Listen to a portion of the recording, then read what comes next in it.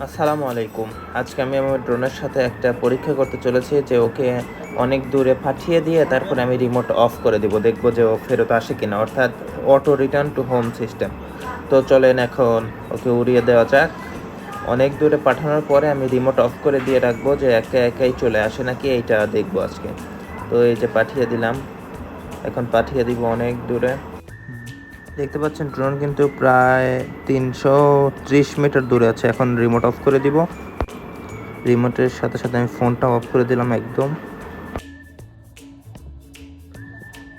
Of করে দিচ্ছি, এখন ওয়েট করবো কতক্ষণে ফেরত আসে, দেখা যাক। দেখাই তো যায় না।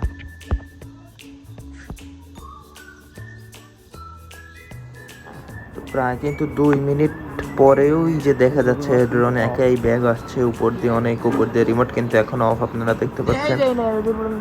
ওই যে উপরে আমার auto return to home 70 metre দেওয়া, সেই জন্য ও 70 মিটার উপর দিয়ে আসবে।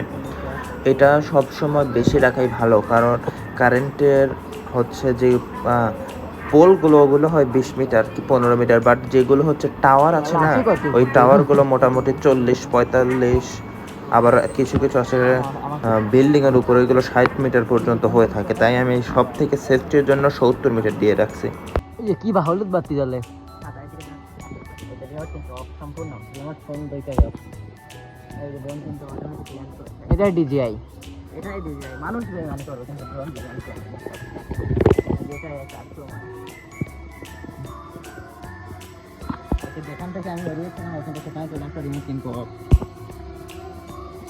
অটোমেটিক সেখানে